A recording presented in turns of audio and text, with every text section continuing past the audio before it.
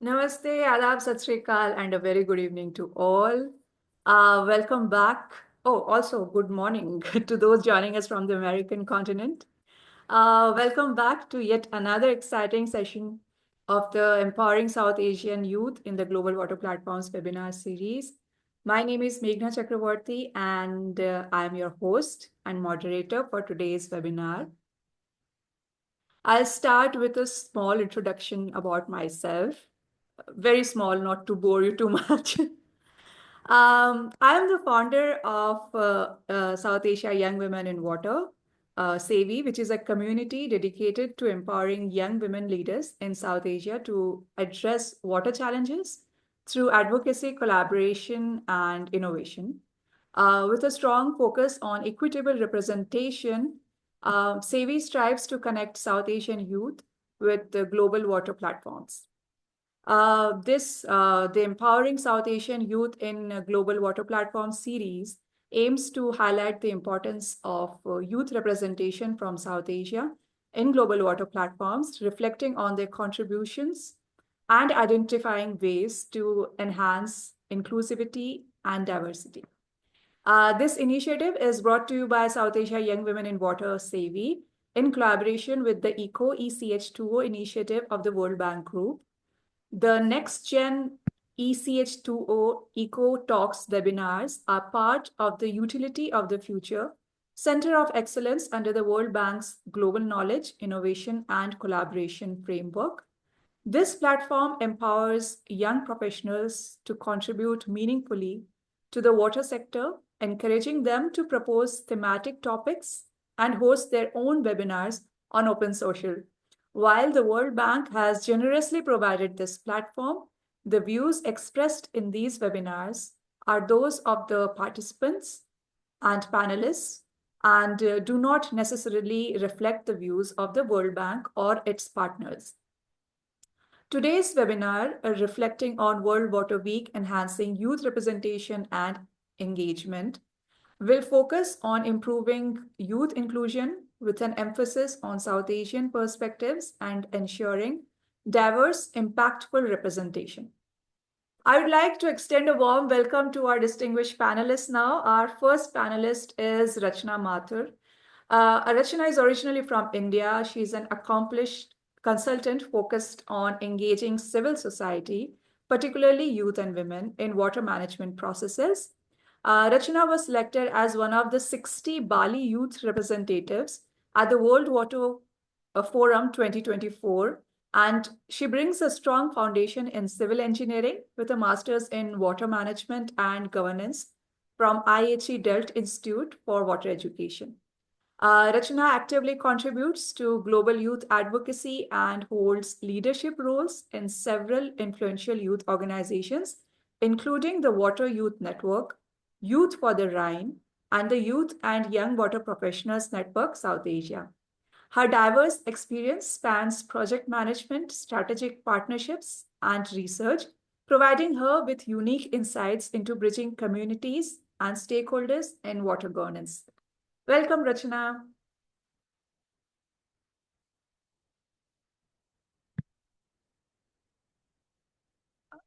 Our second panelist is Omar Faruk from Bangladesh. Omar is highly engaged youth advocate and water professional with extensive representation at international forums, where he has highlighted water and climate challenges facing South Asia. Omar's work in Bangladesh has emphasized mobilizing youth participation, particularly in climate action, and he brings an informed perspective on the unique challenges of ensuring gender-balanced representation and inclusive voices in such spaces. His experiences reflect a commitment to advancing equitable water resource management and strengthening youth engagement across the region. Omar is the champion and gold medalist Youth Hackathon at the 10th World Water Forum, Bali. Thank you for joining us, Omar. Our final panelist is Navya V. Nair. Navya is a dedicated Ph.D. researcher whose work focuses on water governance and policy. Originally from India, Navya has both studied and worked in the South Asian context and is currently advancing her research in University of Waterloo, where she explores international water governance frameworks and regional cooperation. Her academic journey highlights the importance of representation and accessible opportunities for South Asian youth in water policy. Navya has represented the young researchers at various international platforms, including the 2023 UN World Water Conference and the 10th World Water Forum in Bali, where she was one of the top 10 young water sustainability leaders by WSL. And she also won the Favorite Presentation Award at the 10th World Water Forum in Bali. Navya is a dedicated advocate for the sustainable management of water resources and the inclusion of youth voices in global water governance. She offers a valuable perspective on inclusivity in global water platforms. With this, warm welcome to you, Navya, and welcome to all panelists. To begin with, I'd like to first ask Rachna. Rachna, I'd like to hear about your experiences at the 10th World Water Forum. What were some of your main takeaways from the event? Hi, Meghna. Thank you so much for having me for this session. And also, thank you everyone for joining. I was fortunate to be able to attend the 10th World Water Forum because I was selected as one of the 60 Bali youth representatives, which I think was one of the biggest reasons for me to be able to attend, because it elevated the financial barriers that, as a young person would face to be able to attend these conferences. And also this opportunity enabled me to attend. This is my first World Water Forum. And also I was able to actively organize 2 events for the Water Youth Network that I'm part of. I think one of the main key takeaways was that this was the great opportunity for me to meet young people and organizations, and not only from across the globe, but mainly focused on young people and organizations that work in Asian context, who are based out of Asia, or have projects that are focused on Asian communities. And also that is the first time I met Meghna in person. I had known about the South Asian young women in water, but it was great to meet her in person for the first time, as many other people. And I think these conversations helped me gain valuable perspectives on the regional water challenges. As water professionals, you kind of understand what happens at a global level, which sometimes kind of disconnects you to what's happening in your own backyard, sort to say. So I think because it was held in an Asian country, I think it gave me a more opportunity to have access to more regional organizations and people who are working here. And also, I was particularly impressed by the organizers' commitment for the youth inclusion this time at the 10th World Water Forum. I think they had a lot of activities that was aimed at elevating youth voices, including a youth pavilion. That was a space for young people to engage with experts on water issues. And also there was an initiative like Young Water Sustainability Leaders Program, which Navya and Meghna both were part of, and also youth podcast series. And as a Bali youth representative, I participated in a sub-thematic group where we developed a roadmap on enhancing international collaboration for water governance, which would be fed into the World Water Forum Committee final reports on how best to include young people. And I think these were some of the efforts that the country that organized, the Republic of Indonesia, took into account. And they had a very comprehensive Bali youth plan on how best you can include young people, including there were a lot of fun activities as well, on photo competitions and Instagrammable stories on the forum. And I think another key theme was more that it is important for us to collaborate across sectors and also regions. Although the problems are local to us, solutions have to be local. But even though they're local, there are so many similarities with the problem that happens in India and also the one that is happening in Bangladesh, for example. So I think this collaboration to move out of silos was important. And I think this was a great experience, in my opinion. And also just one of the most, it's kind of a fun thing, also crucial piece of advice I received, and also is true, was to always wear comfortable shoes. I definitely did walk 10,000 steps, more than 10,000 steps. So I think that was also one of the key takeaways. When you attend these kind of large conferences, it is common for us to be overwhelmed. I think at any given point of time, there are 10,000 people in all the venues. So I think it is just for us to plan how best we can attend and make use of it, and also to wear comfortable shoes. Thank you. Thank you so much, Rachna. It was really good to know about your experience. I'll come to Navya next. Navya, what were your insights and the takeaways and your experience at the World Water Forum this year? Sure. Thank you, Meghna, for the warm introduction, and nice to hear from Rajna to the perspective. So I try to like not overlap the same things, but I just wanted to emphasize the same thing. Like even 10th World Water Forum has like huge emphasis on youth, had a specific youth platform and all those kind of things. For me, one of my key takeaway would be like there is a need for more stronger, more inclusive partnership in water sector, which was kind of reflected in World Water Forum too. A pressing need to integrate local perspectives, youth and indigenous community. That's where I like their tours, where they try to like go into the community, show people who came for participation that, oh, this is how our rights forms are, like what are the different systems, which kind of like is a learning lesson for other places if they wanted to take up as well. And then often like policies are kind of like top-down approach in specific to social, economic, and environmental nuances of regions like South Asia too, because water challenges are very interconnected with livelihoods, health, and culture. And then I think there was also a focus of youth as solution providers. That's what I got it from young water sustainability leaders. Because there were topics presented stressing how young people can contribute to innovative different solutions, because there were startups like similar to Omar. I think there was a competition for startup, video competitions and all those kind of things, which kind of integrated that community-driven water quality monitoring or sustainability management practices. But kind of like attending both UN World Water Conference and this World Water Forum, I also try to highlight the same point Regina mentioned on financial crisis too, because most of the students or researchers whom I met there had financial crisis, or like whom I was connected before coming to World Water Forum, because I heard about this event when I was in UN World Water Conference. So I had an idea this was going to take place. But how at that time I attended because it was through my university representation. But this time our university didn't have representation. Nor I didn't find anyone from India who was like going, or like I didn't have connections on that. And it's through the similar to Regina's program, the Young Water Sustainability Leader program, that made me like elevated my financial issues to like come into the program and stuff like that. But a part of me also feels that I had some privileges because I had a little bit of international exposure similar to others.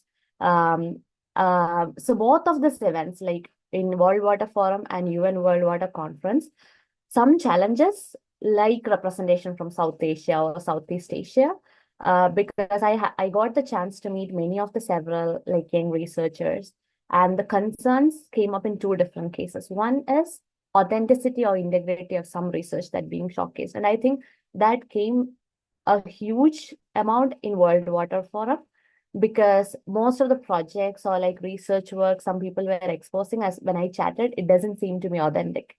Because since Bali was like an international spot, like a tourist spot, most of the I got a chance to hear that most of the researchers were like quickly made up for the purpose. So I kind of I'm skeptical about like how much authentic certain researchers were present and how the evaluation processes. I didn't find that was very transparent. And the second one is representation, like limited presence of youth or in general from both South Asia or Southeast Asia. And I would generalize even to global South as well. Because for me, I had a privilege of being there, maybe because of my academic exposure or collaborations with international partners. But many of the youths that I spoke to, they lack this platform or international connections, which kind of put them as a barrier for working on critical issues or connecting with local people. They have amazing research, but due to some of this like barriers, they were not being able to like come over these. But not just this, many international platforms or contribute to any of the talks that happen. So I'll just stop it there so that we have time. Thank you so much, Navya. This was really, this is what I'm looking for through these webinars, honest perspectives. And I'm really thankful for you for having put up talked also about certain challenges that we need to look into. Coming to you, Omar, what was your experience like? And why don't you shed some light on the project that you submitted for the hackathon, which won you the gold medal? We are very interested to know. First of all, thank you to South Asia Water Network and Magna, obviously, for giving me this floor to speak on behalf of Bangladeshi youth and also connect to me there in these important discussions on water and climate issues. And Rasna and also Navya, happy to see both of you and also rest of the participants and panelists and those who are joining the meeting. Thank you for this opportunity. And for the World Water Forum, I just say one thing is that the youth has been participating in the policy level discussions that I saw, and it was actually the good experience for me. As you know, that Bali is also the tourist attractive place that I was thinking that. So this program is happening in Bali, and I got the selected from Bangladesh as well as a Bali youth representative. So I think that I will join, and beside I will enjoy the seaside and so other things. But really, the scenery is so different whenever I arrive in Bali. The full programs that I have seen and the place, it was really well organized. And I got so many international connections. And also, whenever I am discussing with someone else, like the participants who are joining as a Bali youth representatives and also others part of this network, and also like say, in the World Water Forum. So all are amazing, and each one has own experiences in the ground level. So this is so important that where you live, where you are, it's not mandatory that if you have the basic knowledge on the ground level, where you go back after the summit, after the conference, is so important. I got the real experience and also meet with some potential youth during the forum. It's also one of the good part of my site. Another thing is that lack of South Asian participations, especially in the youth sector, is really very concerned areas. That whenever I'm looking other participants from different countries, like the South Asian countries, I only meet few of the participants. Only 2 or 3 females here. From our country, I meet another person who are actually living in Netherlands, but joining as a Bangladeshi representatives. So I was feel like that I'm the only one who joining from Bangladesh. So many people in our country working in water sectors, environmental sector, especially more than 20,000 youth organizations currently in our country. Most of the organizations and youth are focusing on water and environment. This is good advantage and also good side that young people's coming the front line, and also there are in the grassroots level of activities, and at the same time there are also in the implementation level, like in the policy level discussions. I have seen. So another thing is that I got the some innovation ideas during the World Water Forum. After coming back from the World Water Forum, I visited one area. It's called Kustia, where actually we are visiting a water treatment plant and also solar irrigation farm. So where we have seen that the different like say it was like oil machines and also something like that, that using the manual things that which is harmful for the environment and also the grounds. So new technology and also advantage and give them the new life. And by the water treatment plant from the solar irrigation systems, and also like electric vehicle charging point systems, people come to take charger in their auto rickshaws, and after night they also bring their auto rickshaws. And most of the people actually thinking about the net metering systems in these areas, particularly in these areas, that if they are using a certain of electricity, after then they will net metering rest of the electricity and also adding to the national grid. It's also the new innovation that I actually got the this kind of experiences in the World Water Forum, as I meet some of the innovators after that I came back and also visited one place, like as I mentioned, Kustia, got the same experiences. So both of these experiences actually helped me to moving forward to this stage and also working on this areas, especially as I live in Cox's Bazar. You know that Cox's Bazar is a coastal areas, and most of the peoples migrated due to the cyclone and also other disasters. So they are facing also water crisis. We have so many rivers and canals like in sea, but we can't actually take the pure drinking water every time because of the problems, like the salinity problems is the major concern in our areas. That like when winter is coming, most of the people facing difficulties and they cannot actually find the way how they recover the situations, and even they need to buy the pure drinking water. Can you imagine that as a riverine country in Bangladesh, the people who are living in the coastal areas, they bring and buy like the water from different places. So it's my concern, and also lack of women participation. So this meeting that when you started, Meghna, I was really inspiring to see so many young women participant in this webinar.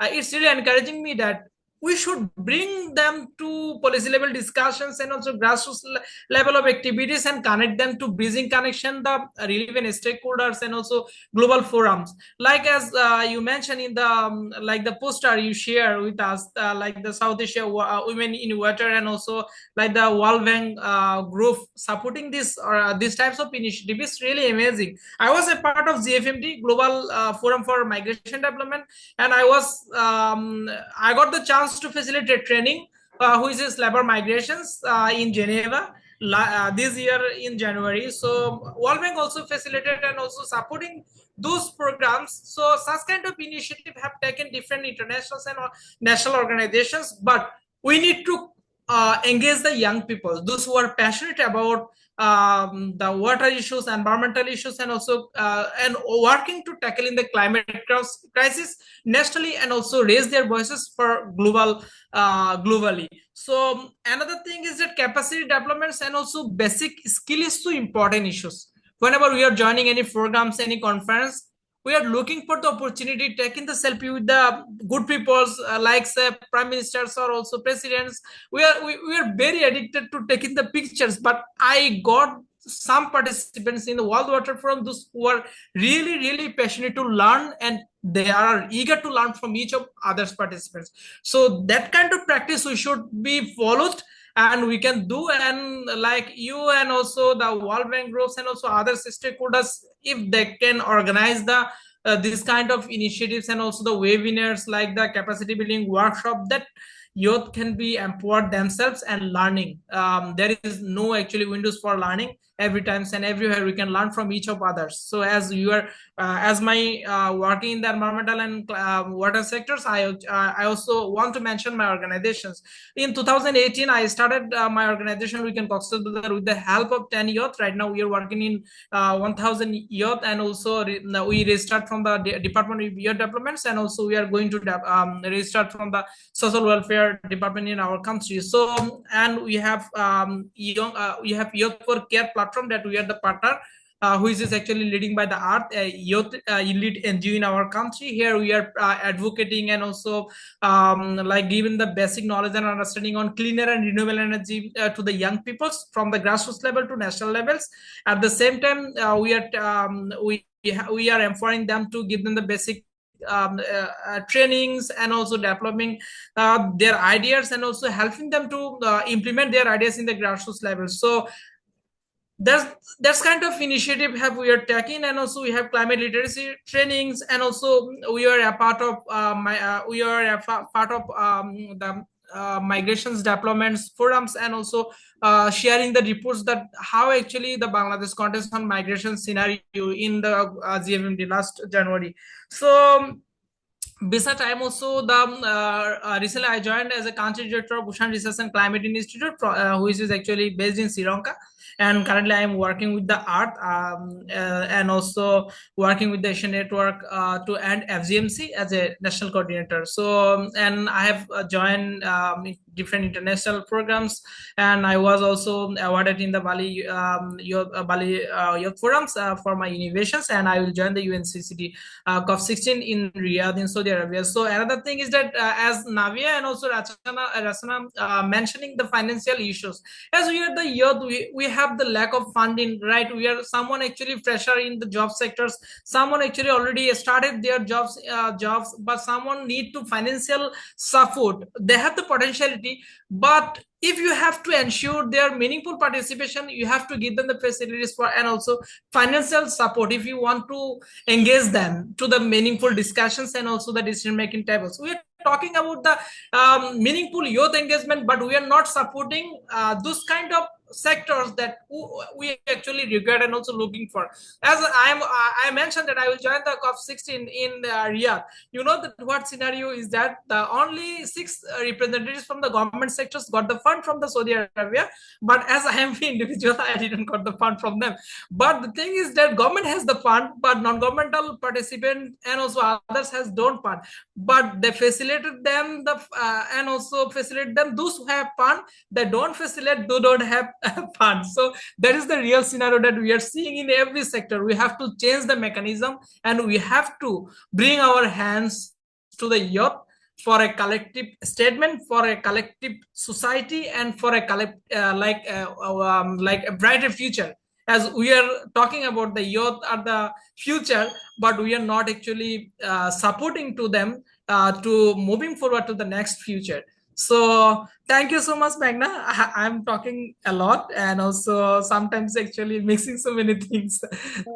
Thank you so much for giving me this floor and opportunity. Very glad that you let go, and you have you shed light on some very important topics which we are going to delve deeper into. But yes, when we are talking about quality representation and we are talking about inclusion and diversity, and what you said very rightfully, meaningful engagement of youth, like, because nowadays what we see is that just because for the sake of youth representation, people are simply using it as a checkbox to just check against it without actually ensuring that what is coming out of it, what are they taking away after the conference. Most of the time we see that the youth jumps from one conference to another conference to another conference.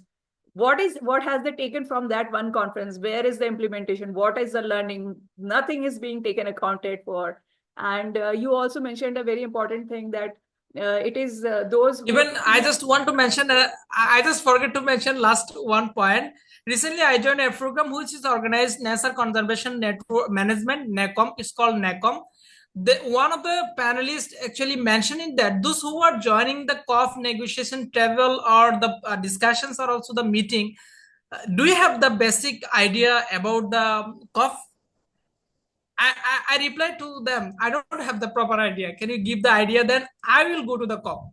The first thing is that you have to learn first, then you can join the COP or any negotiation table. So this time youth are very focusing to joining the and also try to participate the programs, but they have the gap of the knowledge. So we have to focus on bringing the knowledge and also sharing and also facilitate them to empower themselves and also learning windows.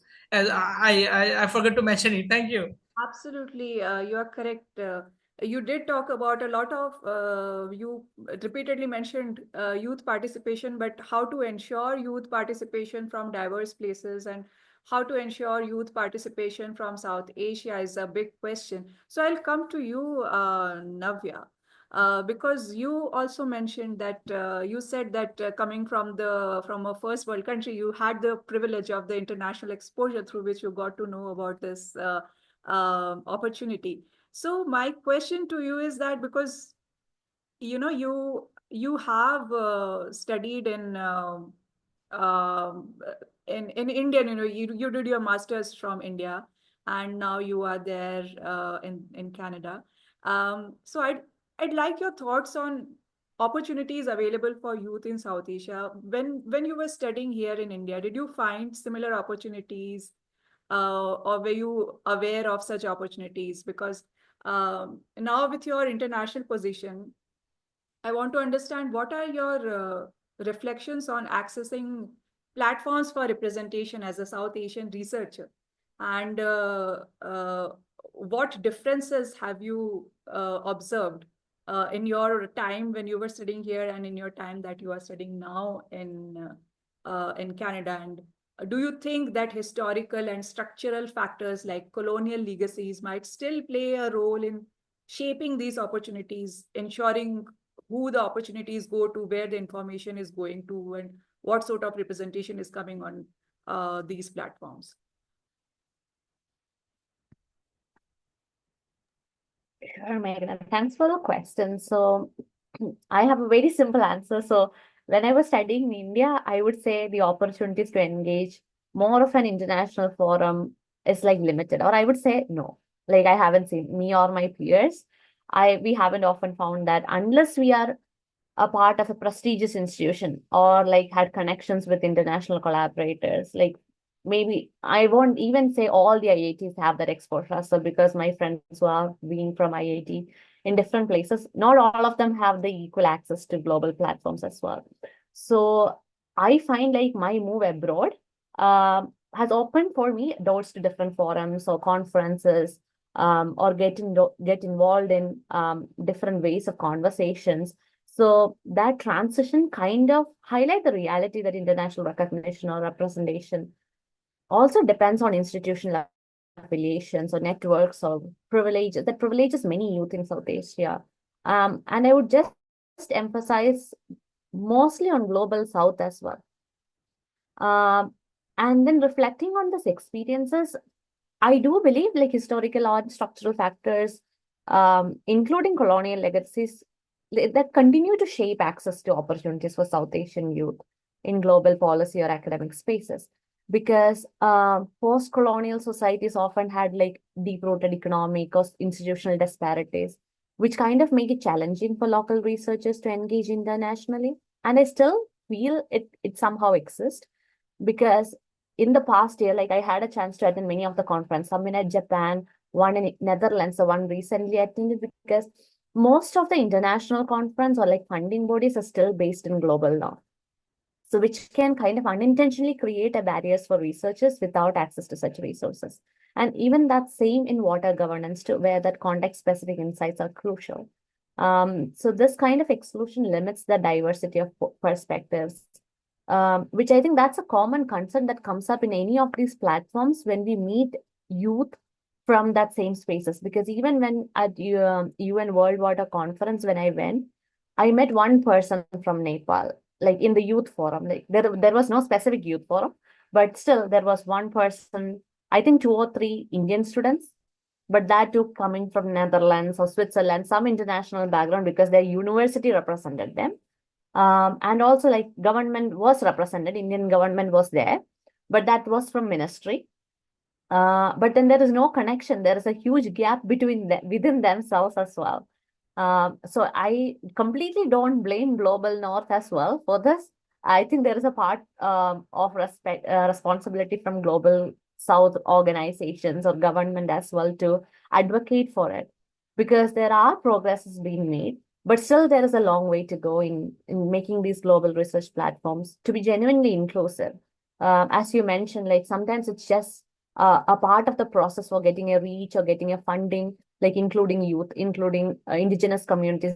This has become like a hot topic, or like terms that has catchy titles to get funding or like to get involved, to gain attention right now. So initiatives like South-South collaborations or mentorship programs, funding dedicated to supporting researchers, all these kind of things, I think is needed for having that essential counterbalance, even to alleviate like structural barriers for representations from South Asia. It should be somehow on a neutral basis so that there is scholarships and equal participation without any biases.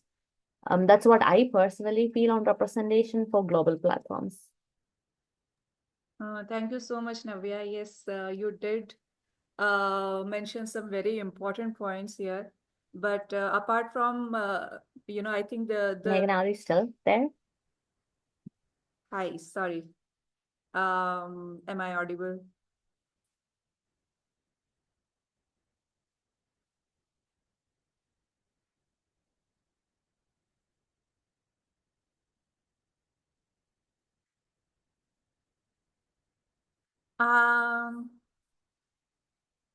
This is really embarrassing. Okay, I think I'm back. Yes, sorry, bad internet. Third world country.